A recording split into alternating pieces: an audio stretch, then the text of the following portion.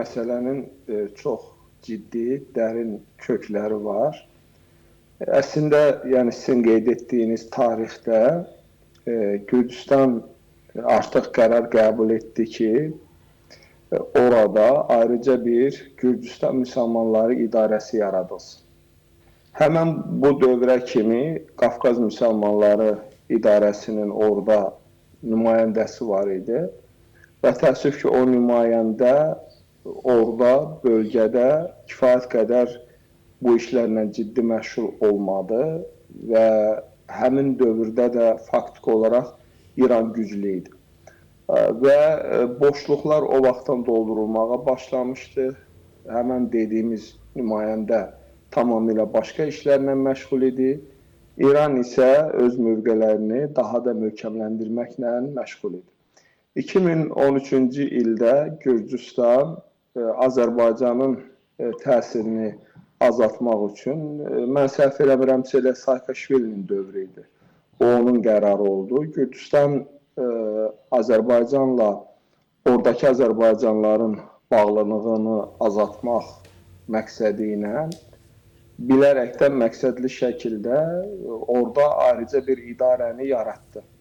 Və bu idarənin yaradılması həm Gürcüstanın marağına uyğun idi, Azərbaycanla o dini bağları kəsmək üçün. Eyni zamanda təbii ki, İranda bu prosesdə maraqlı idi ki, orada özü fəal bir şəkildə işləsin və mövqələrini daha da möhkəmləndirsin. Və o dövrdən bu dövrə kimi də faktiki olaraq son hadisələr də göstərir ki, həqiqətən də bu müddətdə çox böyük işlər görülür. Mənim bu yaxınlarda müsahibəm olmuşdu. Mən o məsələyə geniş toxundum. Mən o vaxt Yeni Qurumlar İşlər Dövlət Komitəsində işləyirdik. O dövrdə biz çox çalışdıq. Müəyyən sənədlər hazırlandı, müəyyən arayışlar hazırlandı. Amma təəssüf ki, Gürcüstan tərəfi bu məsələdə fərqli bir mövqe tutaraq İranın orada möhkəmlənməsində maraqlı olduğunu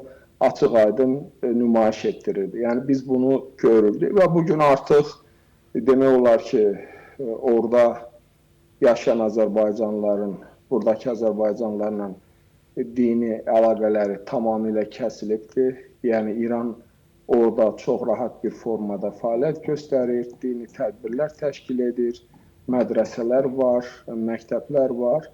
Və son hadisələr də onu göstərdi ki, faktik olaraq orada İran tərəfi öz məqsədlərinə çatıb və ciddi təsir göstərir. Yəni son nümayişlər, mitinqlər, axırıncı dəfə Azərbaycan dövlətinin təşkil etdiyi iftar mərasimində idarə iştirak etmədi. Eyni zamanda bayramı fərqli bir tarixdə keçirdilər. Yəni demək olar ki, bu bağ tamamilə qopubdur və əslində bütün bunlara baxmayaraq yenə də biz müəyyən işləri görə bilərdik. Cənab Prezidentin bir sıra bu məsələlərlə bağlı tapşırıqları var idi. Ötən müddətdə təəssüf ki, bu boşluqlardan İran ciddi bir formada istifadə etdi. İndi səfərlər oldu, görüşlər oldu. Amma mən özüm də bir müddət bundan əvvəl vəziyyəti öyrənmək üçün Gürcüstana səfər etdim. Gürcüstanda müxtəlif insanlarla mənim görüşlərim oldu. Həm diasporanın nümayəndələri ilə, həm dini sahədə çalışan şəxslərlə. Və təəssüf ki, orada çox ciddi proseslər getməkdədir və biz o proseslərin ciddi bir formada qarşısını almağa çalışmalıyıq. Hətta mən 2014-2015-ci ildə Prezident Administrasiyasında işləyəndə biz böyük bir tədbirlər planı üzərində də işlədik. Ciddi bir formadakı o vaxt xidmət oradakı Azərbaycanlılarla bağlı. Amma bugün yəni həm daxildən olan amillər, həm kənardan olan amillər Gürcüstandakı proseslərə ciddi bir formada təsirini göstərdi və burada yəni onları təcrid etmək, onlarla düşmən mövqedə də olma ehtiyacı yoxdur. Mən düşünürəm ki, geniş müzakirələrə ehtiyac var, birgə fikir mübadiləsinə ehtiyac var. Əslində, həm indiki sədr, həm əvvəlki sədr, Azərbaycanda səfərdə oldular. Yəni Gürcüstan Müsəlmanlar İdarəsinin sədrini mən nəzərdə tuturam. Qarabağa getdilər. Sadəcə burada daha sıx bir işbirliyi olmalı idi, daha sıx kommunikasiya olmalı idi və olmadığına görə biz hazırda belə bir vəziyyətin şahidiyik. Çox məsələlər var, indi elə məsələlər var ki, onlar sir xarakteri daşıyan məsələlərdir. Birinci, biz nəzərə almalıyıq ki, Gürcüstan daxilində ermənilər də var və onlar da müəyyən proseslərdə və məsələlərdə maraqlıdırlar. İkinci bir məsələ isə Gürcüstanda müəyyən qruplar var ki, onlar düşünürlər ki, Azərbaycanlılar İranla daha sıx əlaqədə olmalıdırlar, nəinki Azərbaycanla. Amma faktik olaraq hazırda Gürcüstan hesab edir ki, bu onlar üçün problem yaratmır. Amma siz biraz bundan əvvəl dediniz, Saakashvilinin çaldığı həyəcan əslində çox aktual bir məsələdir. İndi biz Gürcüstandan danışırıq, buna bənzər bu və ya digər formada Türkiyədə də İran kifayət qədər güclənib, orada da onların çox ciddi bir formada ardıcılları var, müxtəlif bölgələrdə fəaliyyət göstərirlər. Gələcəyə doğru ola bilər ki, hansısa bir müəyyən problemlər yaratsın, amma onların yanaşması bundan ibarətdir ki, onların sayı o qədər çox deyil və onlar hökumət üçün o qədər də ciddi bir problem yaratmır. Əslində, Gürcüstanda bizim cəmiyyətə, bizim media məlum olmayan çox ciddi proseslər getməkdədir. Yəni, Gürcüstanda təkcə İran fəal deyil, Gürcüstanda Ərəb dövlətləri də kifayət qədər fəaldır, İran da fəaldır. Ümumiyyətlə, oradakı Azərbaycanlılarla bağlı bütün istiqamətlərdə çox ciddi və ardıcıl bir sistemli iş getməkdədir. Ona görə hazırki dövrdə onlar hesab edirlər ki, onlar üçün ciddi bir problem yaratmır. Amma gələcəyə doğru təbii ki, bu Gürcüstan üçün də müəyyən problemləri bir mənalı olaraq yaradacaq. Faktik olaraq çox təəssüf ki, Qafqaz Müsəlmanları İdarəsinin orada heç bir fəaliyyəti yoxdur. Hərçənd ki, mən düşünürəm ki, olmalıydı. Hətta lap orada Gürcüstan Müsəlmanları İdarəsi yaradılsa da, bu və ya digər formada Qafqaz Müsəlmanları İdarəsi öz dəstəyini orada əsirgəməməli idi. Faktik olaraq Qafqaz Müsəlmanları İdarəsi tərəfindən orada heç bir iş getmir. İkinci məsuliyyət daşıyan tərəf dini qurumlar üzrə Dövlət Komitəsidir. Səfərlər olub, əvvəlki rəhbərliyin dövründə də səfərlər oldu, bu dəfə də səfərlər oldu, amma real bir plan, real bir addımlar, real bir iş yoxdur. Yəni, faktik olaraq, çünki mən həm səfirliklə bu məsələlərlə bağlı araşdırmam olub, həm yerli oradakı bizim diaspora ilə çox ciddi bu barədə bizim fikir mübadiləmiz olub, danışıqlarımız olubdur. Və ona görə burada, yəni faktik olaraq, tutaq ki, iftar süfrəsinin təşkilidir, hərdən bir səfərlərdir, bunlar yetərli deyil. Yəni, orada bir düşünülmüş, ölçülmüş, biçilmiş bir addımların atılmasına ehtiyac var. Biz çox gecikmişik. Amma düşünürəm ki, ən azından biz müəyyən bir işləri görməyə çalışmalıyıq və eyni zamanda təbii ki, burada diasporla iş üzrə Dövlət Komitəsində çox ciddi işlər görməsinə, tədbirlər həyata keçirməsinə ehtiyac var. Yəni, müasir dövr belədir ki, bilirsiniz, İranda, Gürcüstanda vəziyyət belədir. Bir qrup İranın təsiri altındadır, bir qrup Ərəb ölkələrinin təsiri altındadır. Onlar da günü-gündən sayları artır, inkişaf edirlər və bir qrupda o qədər güclü olmayan Türkiyə cəmaatlarıdır ki, onlar da orada müəyyən fəaliyyətləri həyata keçirirlər. Düşünürəm ki, birgə iş ortaya qoyaraq, araşdırmalar apararaq, fikir mübadiləsi apararaq, müəyyən mənada ən azından soydaşlarımızla biz daha çox iş görə bilərik. Yəni, ən azından bu prosesin daha da dərinləşməsi, daha da ağırlaşmasına biz imkan verməməliyik. Çünki proses, burada çox məsələlər var. Yəni, İndi biz Gürcüstandan danışırıq, söhbət Gürcüstandan bitmir. Azərbaycanla bağlı məsələlər var, Türkiyə ilə bağlı məsələlər var. Çox dərin, uzun illər işlər aparılıb ki, bu işlərin tez bir zamanda daha çox üzərinə düşülməsi, danışıqlar aparılması, tədbirlər həyata keçirilməsinə ehtiyac var. Yəni, burada həm mənəvi dəstəkdən söhbət gedir, həm maddi dəstəkdən söhbət gedir. Və düşünürəm ki, Azərbaycanın dövlət qurumları eyni zamanda Gürcüstanın dövlət qurumları ilə bu məsələlər ətrafında çox geniş bir müzakirələr aparmalıdırlar.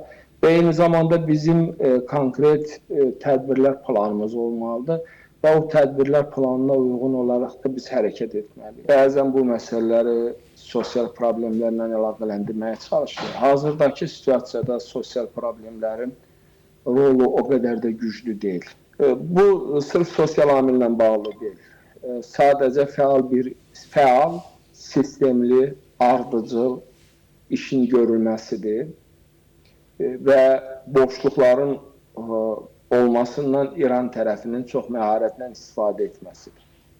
Yəni, burada sosial faktorların rolu o qədər də çox deyil. Misal üçün, bizim görüşlərimizdə ən çox gördüyüm oydu ki, bizdən daha çox dəstək istəyirlər, bizdən daha onlarla sıx işləməyimizi istəyirlər, onları daha çox dinləməyimizi istəyirlər. Biz həqiqətləri deməliyik, bəzən həqiqətləri deyəndə görürsünüz kimlərsə xətrinə dəyincir.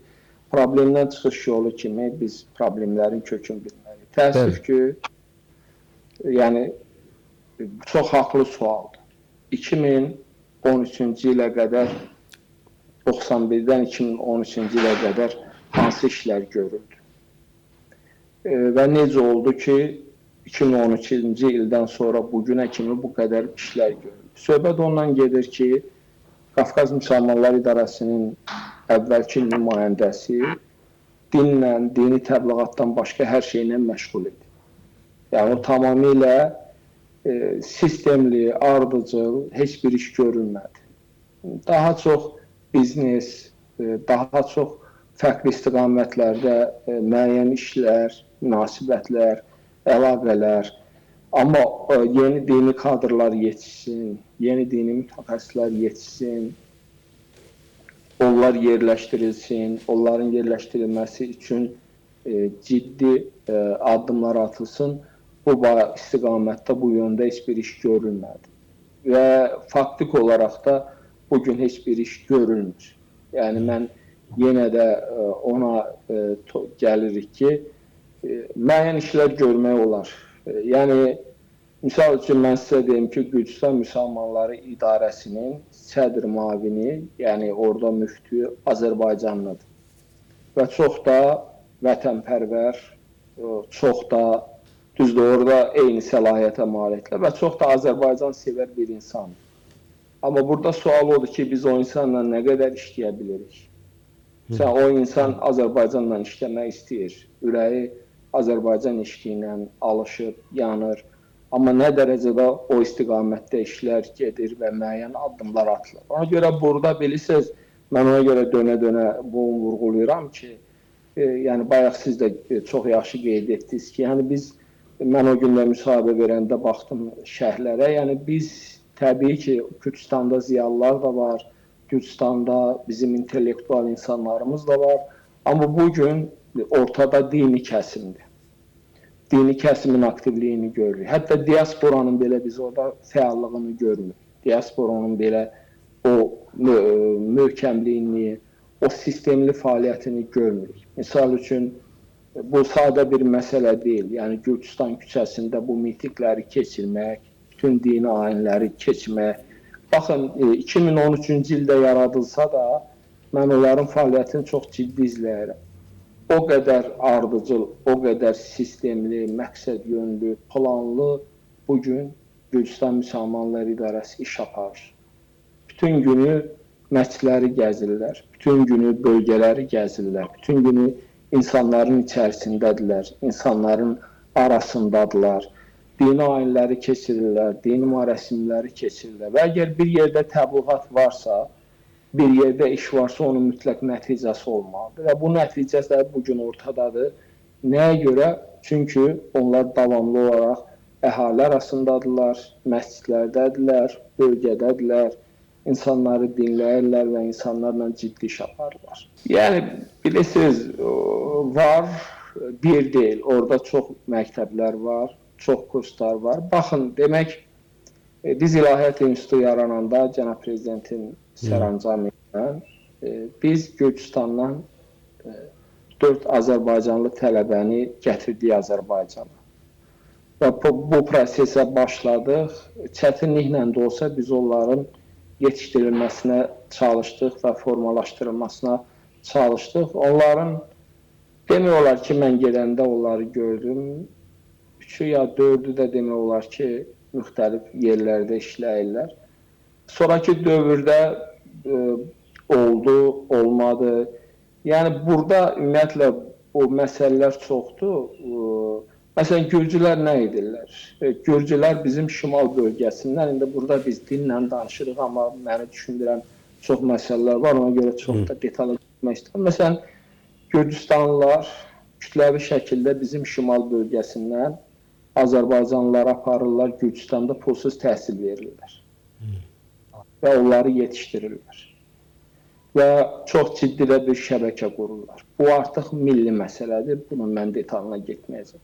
Amma bizim edəcəyimiz məsələlərdən də biri odur ki, biz də təkcə dini sahədə yox, ümumiyyətlə Gürcüstanda yaşayan soydaşlarımızla bağlı onların universitetlərdə ödənişsiz təhsil alması, müxtəlif sahələrdə, xüsusilə də din sahəsində yetişdirilməsi, formalaşdırılması istiqamətində çalışmalıdır. Təəssüf ki, bizə qədər, ümumiyyətlə 2018-ə qədər bu istiqamətdə heç bir iş görülməmişdi.